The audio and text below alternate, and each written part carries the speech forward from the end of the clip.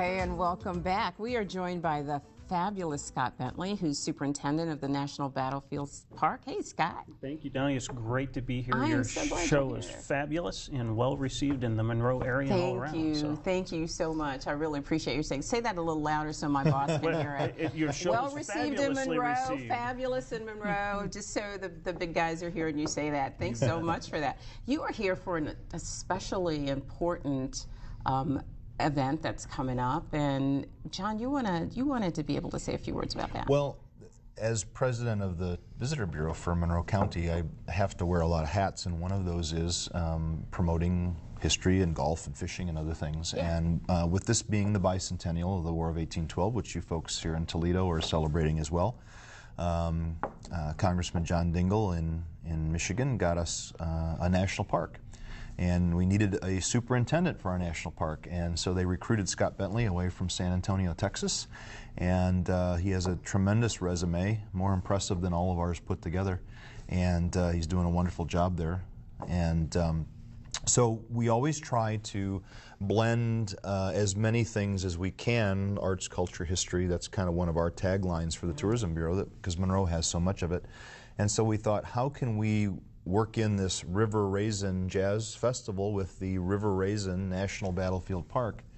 And Scott and I sat down and came up with some ideas. He's going to have a big display exhibit there, and Major Muskrat, who you're going to be introduced to in a minute, which I know you're excited about. I'm adverse to big rats, but he is cute. I have to say, look at what he's cute. He's a cute. Lovable rat, as lovable as they get.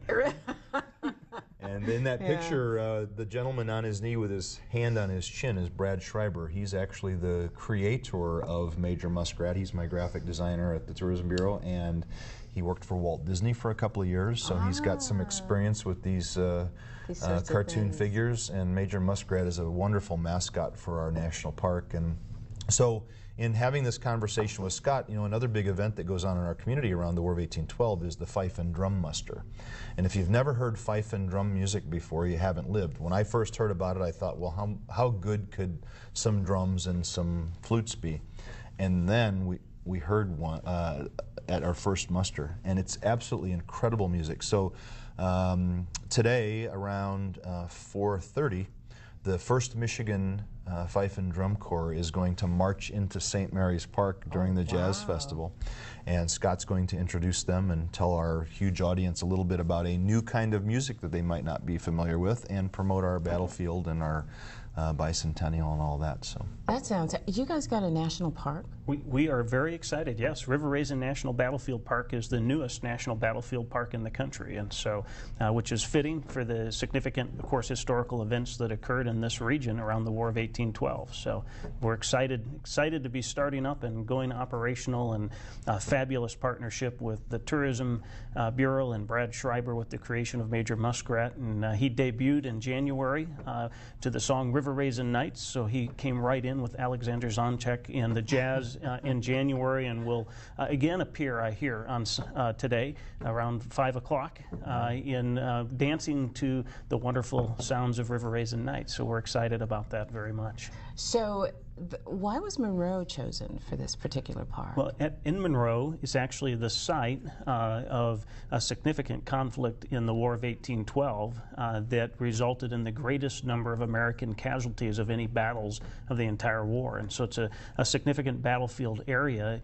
It also was pivotal in defining the nations of Canada, all of the Indian nations, and of course what the United States became. And so, you know, the history that is here in this region actually is extremely important to the entire North American and to the world. And so as a result of that, Congress designated River Raisin National Battlefield as a unit of the National Park System. So it's really exciting, lots going on. The community has worked for the past 2 decades on restoring parts of the battlefield, and we continue that. And so over the next several years, you'll continue to see positive improvements and new things that are developed around the battlefield. So we're excited.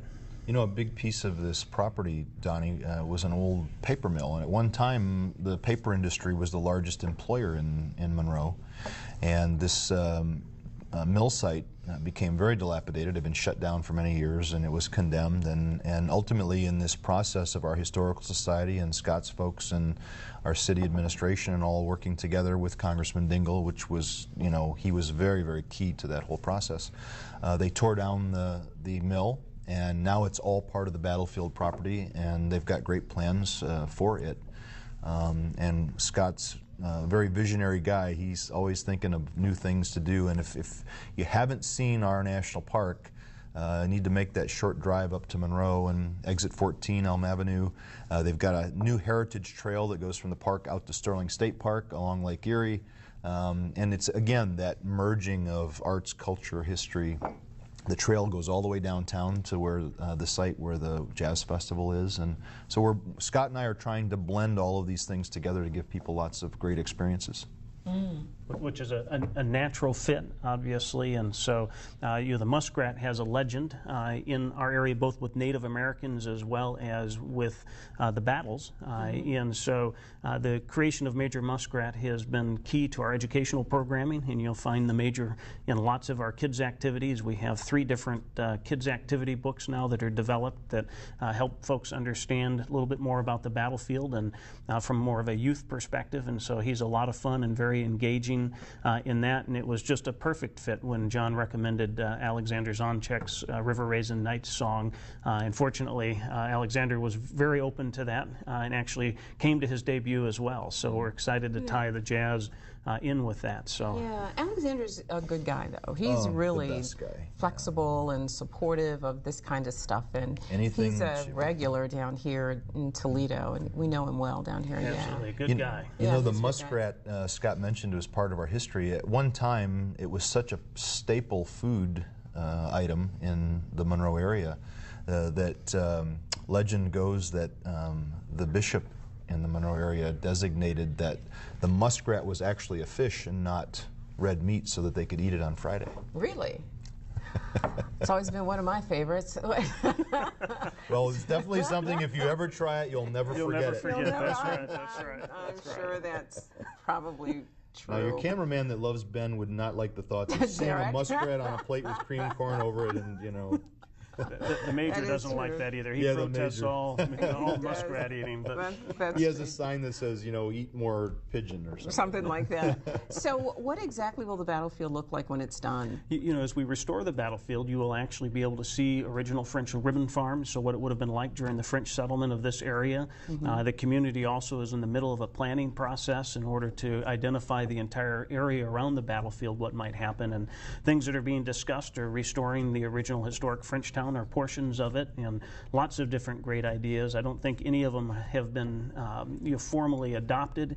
The process is underway through a corridor planning, and actually, hopefully come January, at the actual bicentennial of the Battles of the River Raisin, we will actually have a revised master plan for the development of the battlefield from the city's perspective, and be able to really talk about all of the neat attributes that it will have. But the vision right now is that you can come down to the battlefield and literally experience what it would have been like in the 1800s and understand the dynamics that were happening in this area with the relationships with the Native Americans, the French settlements, the fur trading, and then moving right into, of course, westward expansion in the Canadian and British perspective of wanting to have their territories as well. And so, right here, we had a major clash of powers that occurred that ultimately defined who we are today. And so, some really powerful And is there a docent that walks people through? And there are. Boy, if you come and visit, lots of great opportunities to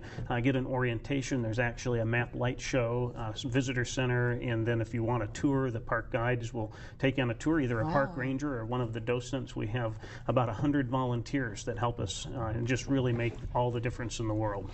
You know, Donnie, they call the War of 1812 the Forgotten War, but it should be the most remembered war because the Star-Spangled Banner came from that conflict, that's right. And they burned the White House during that time. Washington was burned, in fact, President Obama, when he had the new Prime Minister from Great Britain on the front lawn of the White House, he says, "You're here on much friendlier terms than 200 years ago." That's exactly right. yeah, so the entire project, though, Scott, will be completed when? You know, really, you're looking at about a decade-long process. Really? And so we are in, I would say, the start of a new chapter. The community has worked for the past 2 decades on the establishment of the park as a national park unit. We have started our master planning. We call it a foundation document. This being completed should be done by August in the community planning. And once those plans are in place, you will begin that implementation process. But literally, almost by a monthly basis, if you go by the battlefield, things are changing. And so one of the recent developments is we've actually put up a split rail fence that in the location of the original Frenchtown fence, so people can actually see where Frenchtown was at that time, which we haven't been able to for the last over 100 years at least. And so there are lots of positive things that are happening and new events that are taking place. So it's exciting. I think it will continue to be exciting over the next several years. Wow, Monroe. What do you call people who live in Monroe? Monroeans? People who live in Monroe will be really excited about this, and friends and family in Monroe. What can they do? What can the community do to help with this? You know, very much it's a community process, and so we want ideas from the community on what they think should happen in the area, what types of programs should take place, how should the site be developed. And so now, as well as throughout the course of the next few years, there'll be lots of opportunities for the public to engage, and not just from Monroe, but also from the greater region here in Toledo. We certainly want to hear from the folks here and up in the Detroit area as well. And it's certainly a regionally based thing. The national parks actually created in Monroe and Wayne County because the battles were so large and heavily impacted that area and tied in with all of the things that were happening right here in the Toledo area. So you have a foundation now, right, Scott, that folks could contribute to that would help as well? Yep, we have a new River Raisin National Battlefield Park Foundation that's totally dedicated to the development and the preservation, and then of course the educational outreach is very, very important. And so we've got a lot of neat programs. We have new teacher curriculum that's being developed this summer that will be rolled out in the fall for teachers to be able to participate in, whether they bring their kids or whether they want to do it in the classroom. And so lots of new things that are happening. RISD, Intermediate School District, you had Dr. Don Spencer on for the Tech Millage. They have this beautiful live conferencing capability, and they can do these virtual field trips. They did it at our museum, and I think there's plans to do some of those at the battlefield, where kids can sit in the classroom and actually see what's going on at the battlefield live on TV on these gigantic screens in their school classrooms. And so, we're trying, there again, technology, arts, culture, all that, we're trying to bring it all together.